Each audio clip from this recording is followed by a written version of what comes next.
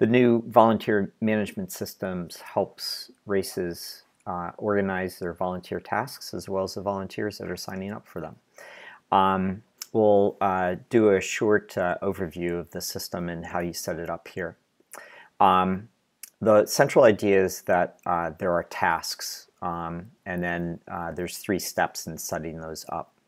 As you can see, you can import tasks from a previous system that you may have used, like Do It Sports, or a CSV file, like an Excel file that you've used in the past to manage volunteers for your race. Let's look at individual tasks. The idea is that you have a task title, and then there can be information and location associated with that that would give guidance to volunteers that are signing up or whatever. Tasks can be public, meaning that they would appear on a volunteer sign-up page and people can sign up for them, or they can be made private, in which case either the race director or the volunteer manager or the coordinator for that task adds people on a manual basis or imports them on a manual basis. The other concept around a task is that there are task coordinators.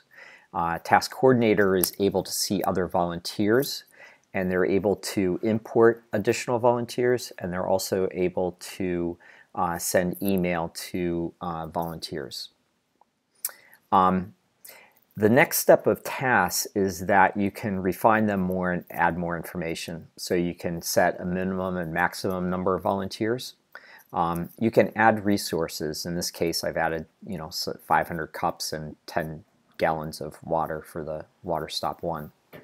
You can also set time slots here. This is useful in a lot of cases. So we'll just put in a sample here. You see that we make some quick assumptions to try to reduce your typing. So when we put in 11/11/2014, it matched it there. When we put in a start of 8 a.m. here, you'll see it goes to 9 a.m. If I add a time slot, it automatically takes from the end of the last one to this one. And obviously you can change all of this. The final part of the setup here for tasks is the idea of categories. And this is basically a way to group tasks together. So I can collect all of the water stops together in this example. And then I can have category coordinators. And in this case, if I put a person here as a coordinator, they would have the ability to see all the volunteers and communicate with all the volunteers for water stop 1 and water stop 2. They'd have the ability to move, for example, a person from water stop 1 to water stop 2 if there were not enough people in the second water stop. This provides you with a hierarchy capability so that you could have like a person that had responsibility for all the water stops and then individual water stops. When a volunteer is registering, they do it just like a regular RunSignUp registration, and they have access to the same types of questions capabilities in RunSignUp. So in this example, we have, can you lift heavy water bottles, and it forces them to do a yes or no, and it requires them to answer that.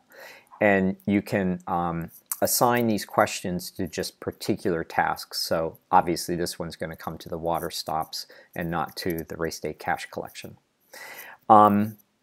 This is where you would put in things like t-shirts. If you're going to be giving your volunteers t-shirts and so forth.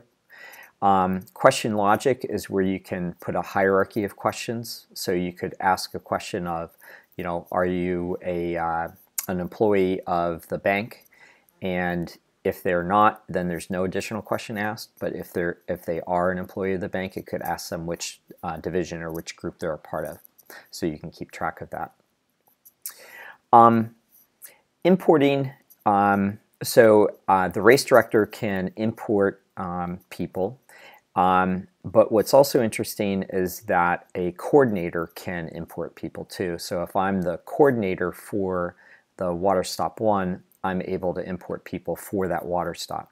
If I'm the overall race director like I am here, I'm able to import people into any particular task. And that would be true for a coordinator for the overall. Now, when either you import people or when you are setting them up as a coordinator, RunSignUp will automatically send them an email to invite them into the system. They'll be directed to RunSignUp. If they have an account, they can log in. If they don't have an account yet, they will sign up for an account. And then that login will give them the ability to set up the volunteer information. The final screen that we'll look at in this video is the reporting capability. It kind of gives you a quick summary. It shows you, like we've got in WaterStop 1, we've got 1 of 1 volunteers needed. So it's yellow, our minimum has been reached. If that was 2 people, you'd see that, that things start to turn green and so forth.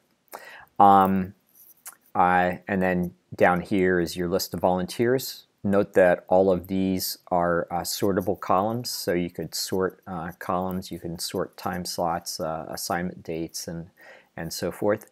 And then you can download all of this information into a spreadsheet. You can also manage people, so you could change Ellison from WaterStop 1 to WaterStop 2 as an example and save those changes.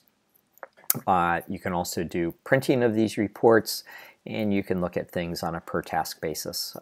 So a lot of ways to help you organize things in the system. In a separate video, we'll show things in more detail about importing as well as communicating with volunteers and coordinators. Thank you.